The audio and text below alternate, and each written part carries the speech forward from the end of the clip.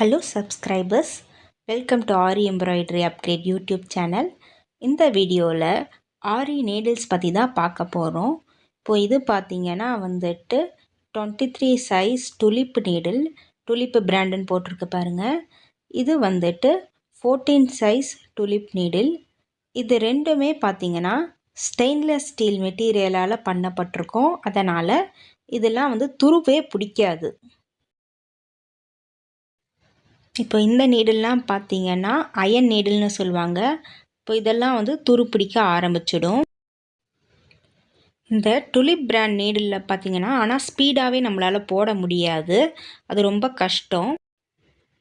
இந்த ஊசி தடிமனாக இருக்கிறதுனால பிகினர் லெவலில் நமக்கு ப்ராக்டிஸ் பண்ணுறதுக்கு இந்த ஊசி சூப்பராக இருக்கும். ஆனால் ப்ரொஃபஷ்னலாக நம்ம போடுறதுக்கு இதை யூஸ் பண்ணக்கூடாது. ஏன்னு பார்த்தீங்கன்னா இந்த இடம்லாம் நல்லா வட்டமாக வருது, ரவுண்டாக இருக்குது. ஆனால் இந்த சென்டர் இடத்துல பார்த்தீங்கன்னா ஃப்ளாட்டாக வருது. அது நமக்கு ரொம்ப வேகத்தை தடுக்கும். ஆரி நீடிலை பொறுத்த வரைக்கும் நம்ம குத்தி குத்தி அந்த ஊசியை சுற்றி சுற்றி தான் போடுவோம். பட் அந்த சென்டரில் ஃப்ளாட்டாக இருக்கிறதுனால நம்மளால் அந்த ஊசியை சுற்றவே முடியாது. ஏன்னா அது தடுக்கும், அது ஃப்ளாட்டாக இருக்கிறதுனால. பிகினர்ஸ்க்கு பார்த்தீங்கன்னா இந்த ஃப்ளாட் சர்ஃபேஸ் இருக்குல்ல, அது பிடிச்சிக்க ஈஸியாக இருக்கும். இந்த ஊசியோட டிப்ஸு நல்லா இருக்கும், நல்ல முனையெல்லாம் நல்லா கரெக்டாக இருக்கும். அதனால் ஜரி த்ரெட்டெல்லாம், சில்க் த்ரெட் எல்லாத்தையுமே போட ஈஸியாக இருக்கும். இது மிஷின் மேடு ஊசி. இப்போது இந்த நீடில் பார்த்தீங்கன்னா இதுதான் அயன் நீடில். இதுதான் ப்ரொஃபஷ்னலாக போடுவாங்க. இந்த நீடில் எல்லா சைடும் ரவுண்டாக இருக்குது. அதனால் இதில் நல்ல ஸ்பீடு வரும். இது சுற்றி சுற்றி போட முடியும். இப்போது என் கையில் 2 அயன் நீடில். இப்போது ரைட் சைடு நீடிலை விட லெஃப்ட் சைடு நீடில் திக்காக இருக்கும். நான் இந்த ரைட் சைடு நீடிலை நான் ஜரி த்ரெட்டுக்கு யூஸ் பண்ணுவேன். லெஃப்ட்டை சில்க் த்ரெட்டுக்கு யூஸ் பண்ணுவேன். சில்க் த்ரெட் பார்த்திங்கன்னா நம்ம 2 ஸ்ட்ராண்டாக எடுத்து யூஸ் பண்ணுவோம். அதனால் அதுக்கு கொஞ்சம் திக்கான எட்ஜ் இருக்கிறது ஈஸியாக இருக்கும். இந்த நீடில் உட்டன் ஹேண்டில் நீடில். இதை நான் பீட்ஸ்க்கு எடுக்கிறதுக்காக யூஸ் பண்ணுவேன். இப்போது நம்ம அடுத்து லாங் நீடில்ஸ் தான் பார்க்க போகிறோம். இப்போது இந்த நீடில் பார்த்திங்கன்னா நான் பீட்ஸுக்கு யூஸ் பண்ணுவோம். இது 2 மோஸ்ட்லி பீட்ஸு ஜர்தோசிக்கு, உட்டன் ஜர்தோசிக்கு யூஸ் பண்ணுவேன். இப்போது இந்த துலிப் பென் நீடில்ஸ் பார்த்திங்கன்னா இது மிஷின் மேடு நீடில்ஸு. அதனால் இதை நம்ம வாங்கும்போதே இதோட டிப்ஸ் எல்லாம் நல்லா ப்ராப்பராக இருக்கும். ஆனால் அதுவே நம்ம அயன் நீடில்ஸ் இருக்குல்ல, அதெல்லாம் ஹேண்ட்மேட் நீடில்ஸு. இந்த அயன் நீடில்ஸ் எல்லாம் அதனால் நம்ம வாங்கும்போதே அந்த டிப்ஸ் எல்லாம் ப்ராப்பராக இருக்காது. பாருங்கள், இப்போ இந்த டிப்பு கரெக்டாக இருக்காது. ஸோ நீங்கள் ஃபஸ்ட் டைம் நீங்கள் போடும்போது பார்த்தீங்கன்னா நூலெல்லாம் பிரிஞ்சு வர மாதிரி இருக்கும், தூக்கிட்டு நிற்கும். இப்போது இந்த அயன் நீடில் பார்த்தீங்கன்னா இது ஹேண்ட்மேடு அப்படின்றதுனால அந்த நுனியில் பிசிறு தட்டும். அதனால் அதை பழக்கப்படுத்தணும். அதனால் எப்பயுமே அயன் நீடில் வாங்கின புதுசில் இப்போ இந்த மாதிரி ரேண்டமாக அங்கங்கே குத்தி குத்தி நீங்கள் எடுங்க. அந்த மாதிரி பண்ணும்போது அந்த நுனி பக்குவப்பட்டு கொஞ்சம் கரெக்டாக அப்படியே அந்த நுனி வளைஞ்சி கொடுக்கும். அப்போ தான் ஸோ ரேண்டமாக இந்த மாதிரி ஒரு கிளாத் எடுத்து குத்தி குத்தி பழக்கப்படுத்திடுங்க. இப்போது zari thread, normal machine thread, அப்புறம் 2 ஸ்பூல் ஆஃப் சில்க் த்ரெட்டு இதெல்லாம் எடுத்திருக்கோம். இப்போது ஊசி வாங்கும்போது பார்த்திங்கன்னா இந்த மாதிரி நம்ம இழுத்து பார்க்கணும். அந்த ஹூக்கில் அது மாட்டுதா, அந்த த்ரெட்டு ஜரி த்ரெட்டு மாட்டுதா அந்த கார்னரில் அப்படின்றத நம்ம பார்க்கணும். இப்படி தான் செக் பண்ணி பார்க்கணும். லைக் இழுத்து பார்க்கணும் அந்த நுனி டைட்டாக இருக்கான்னு. இப்போ ஜரி த்ரெட்டு நல்ல ஸ்ட்ராங்கான த்ரெட்டு, அதனால் 14, 23 எல்லாமே ஃபிக்ஸ் ஆகும். இப்போது சூவிங் த்ரெட்டு பார்த்திங்கன்னா தின்னாக இருக்கும்.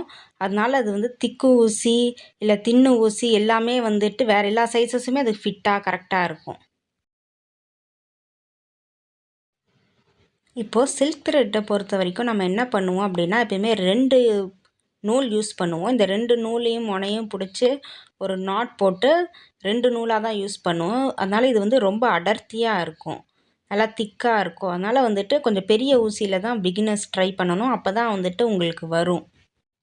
இப்போது இந்த துலிப் பிராண்ட் ஊசியை வச்சு இழுத்து பார்த்தா ரெண்டுமே அந்த நூல் 2 நூலுமே அந்த ஊசியோட ஹூக்கில் மாட்டுது.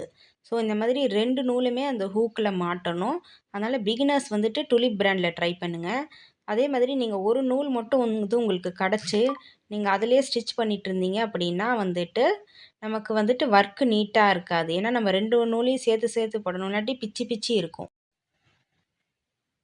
இப்போது இந்த ஊசியெல்லாம் வந்துட்டு பீடு, ஜர்தோசி இதெல்லாம் வந்துட்டு ஸ்டிச் பண்ணுறதுக்காக யூஸ் பண்ணுவோம். இப்போ இதுதான் பட்டுவான்னு சொல்லுவாங்க. பீடெல்லாம் லோட் பண்ணுறதுக்கு யூஸ் பண்ணுற பீடு லோடர். இப்போ வந்துட்டு இப்போ நான் வந்துட்டு கர்தானா எடுத்திருக்கேன். இப்போ வந்துட்டு கர்தானாவை வந்துட்டு நீங்கள் வந்துட்டு டைரெக்டாகவும் நம்ம வந்துட்டு எடுக்கலாம். இப்போ நான் டைரெக்டாக வந்துட்டு ஆரி நீடில் நான் லோட் பண்ணுறேன். அது இந்த டப்பாவை மட்டும் சாய்ச்சி டைரெக்டாக வந்துட்டு ஆரி நீடில் நான் வந்துட்டு கர்தானாவை லோட் பண்ணிட்டேன். இப்போது நம்ம வந்து இந்த மாதிரி பீட்ஸ் லோட் பண்ணலாம் டப்பாலேருந்து.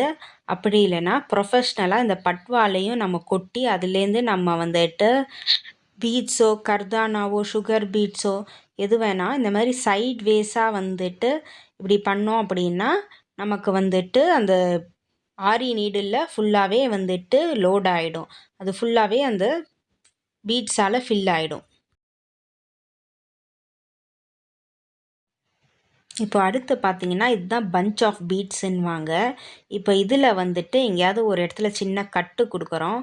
கொடுத்துட்டு அதுக்கப்புறம் நம்ம நீடில் எடுத்து அந்த நூல்லையே வந்துட்டு இப்படி ஃபிக்ஸ் பண்ணி உள்ளே விட்டு நம்ம நீடிலில் வந்து பீட்ஸை வந்து லோட் பண்ணுவோம்.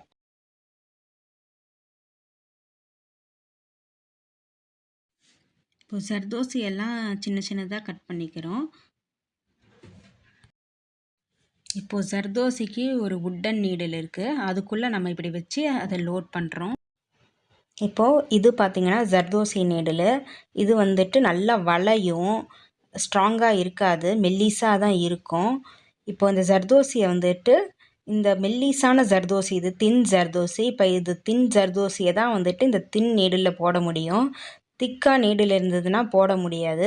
இது போடும்போதே பார்த்திங்கன்னா இந்த நீடில் வந்துட்டு யூஸ் பண்ணும்போதே பார்த்தா வளையும். நிறைய டைம் நிறைய பேருக்கு இது உடஞ்சி போகும். இப்போ இது வந்துட்டு நார்மல் ஊசி டப்பா. இதில் வந்துட்டு நான் வந்து காது சின்னதான ஊசியை மட்டும் எடுத்திருக்கேன். ஏன்னா இருக்கிறதுலே மெல்லிஸான ஊசியில் தான் ஜர்தோசி கோக்க முடியும். ஜர்தோசி ஒர்க்கை கை ஊசிலையும் பண்ணலாம்.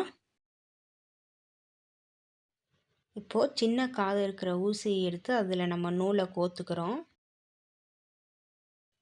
அப்புறம் அதோட எண்டில் வந்துட்டு நம்ம முடிச்சு போட்டு அதை செக்யூர் பண்ணிடுறோம். இப்போது இந்த தின் ஜர்தோசியை வந்துட்டு இந்த தின் ஊசிக்குள்ளே விட போகிறோம். இப்போது இந்த தின் ஜர்தோசி பார்த்திங்கன்னா நம்மளோட ஊசியோட காதில் கூட சிக்காமல் அப்படியே ஸ்மூத்தாக வந்துட்டு கீழே போகும்.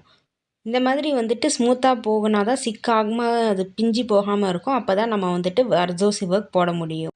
இதுக்கு தான் ஸ்மால் நீடில்ஸ் தேவைப்படும். ஆரி நீடில்ஸ் பற்றி தெரிஞ்சுக்கிட்டோம். தேங்க்ஸ் ஃபார் வாட்சிங். ப்ளீஸ் லைக் பண்ணுங்கள், கமெண்ட் பண்ணுங்கள், ஷேர் பண்ணுங்கள்.